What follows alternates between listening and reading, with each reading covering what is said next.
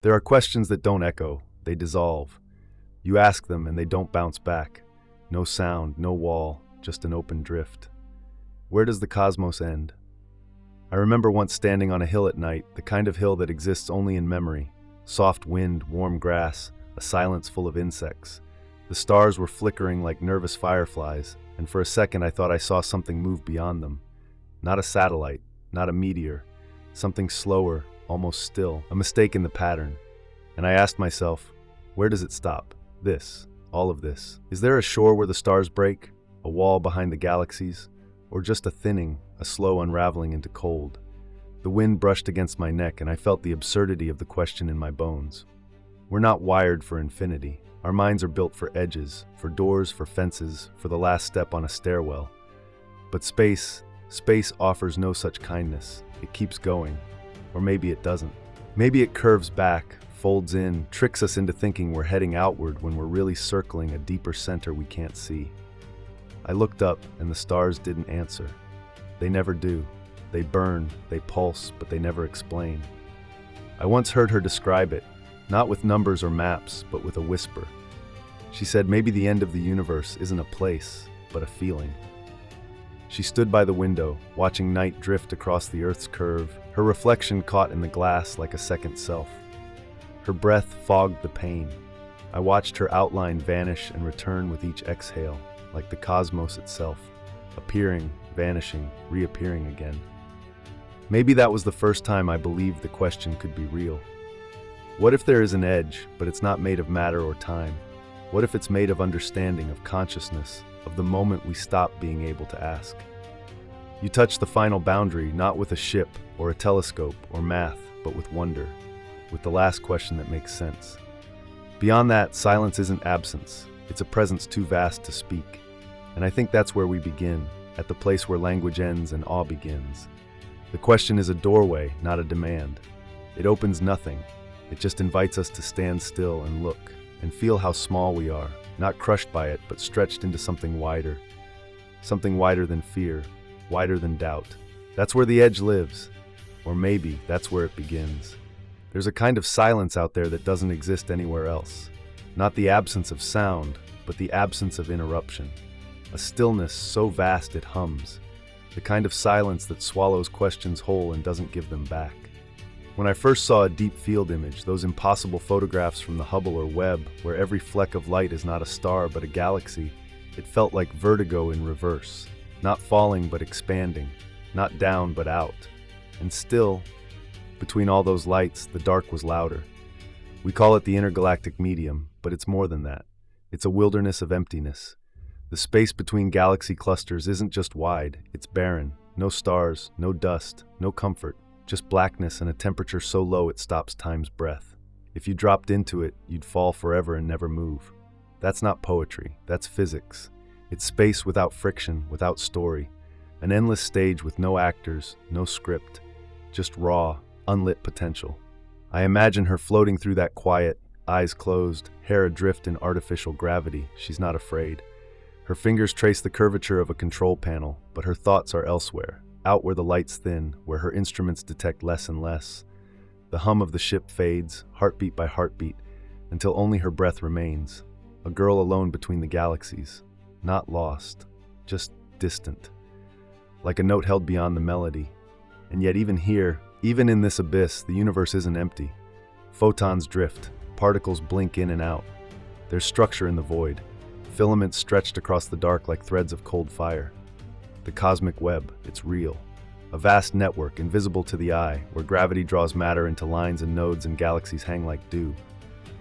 That's the strange thing. Even nothing is shaped. We used to think the universe was filled evenly, like soup, but now we know it's a sponge, full of holes. And those holes, they're the story. The places where gravity has yet to speak. Places where nothing happened, no stars, no births, no collapse. And maybe that's what makes the silence between the stars so overwhelming. Not what's there, but what never was. The silence is potential unrealized. Sometimes I wonder if we're meant to feel this. If our smallness is not a mistake but a compass. That the farther we drift from what's familiar, the more real we become. The void is not empty, it's waiting. And in that waiting, something ancient stirs. a whisper without breath, a presence without shape. We thought we were chasing light, telescopes aimed outward like lanterns in a cave, hoping to catch the glint of something more. But somewhere along the way we realized we were mapping absence, cartographers of what wasn't there. And strangely, it mattered more.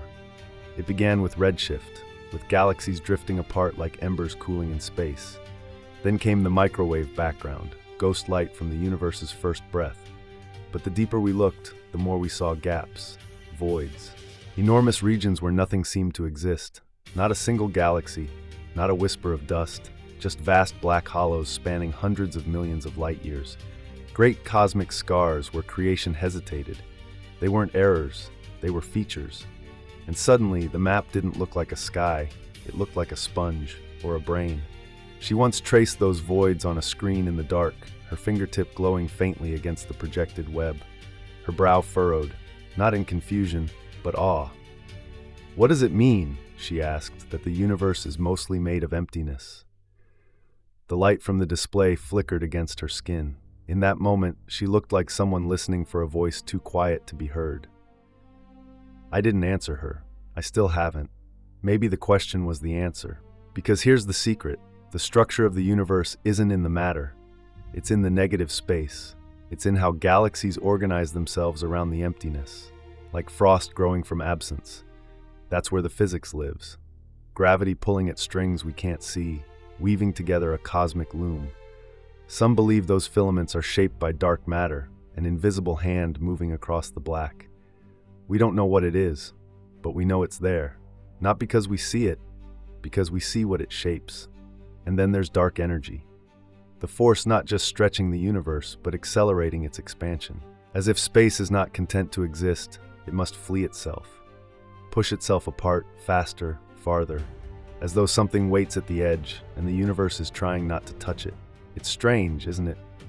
We thought we'd find a glowing core, a central fire. Instead, we found a map of holes. And the more holes we found, the more real everything became.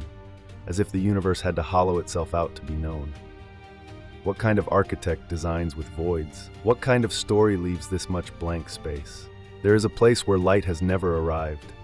Not because it's dark, but because time hasn't allowed it. That place is real. It's not metaphor. It's not philosophy. It's called the cosmological horizon, the farthest distance from which light has had time to reach us since the birth of the universe. Anything beyond it might as well not exist, not because it's gone, but because it hasn't yet arrived. I remember staring into a monitor on a sleepless night, watching data scroll like rain. Redshifts, spectral lines, calibration curves, numbers that once felt lifeless but suddenly pulsed like veins. She stood beside me, silent, sipping cold tea. Her shadow fell across the screen, and when I looked up, she said, almost to herself, "We're living inside a memory." I asked her what she meant. She didn't reply. She didn't need to, because the truth is, we never see the present. Every photon is a message from the past. The farther we look, the older it gets.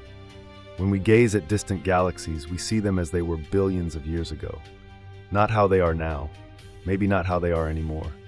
And beyond a certain distance, beyond 46 billion light years, we'll never see them at all.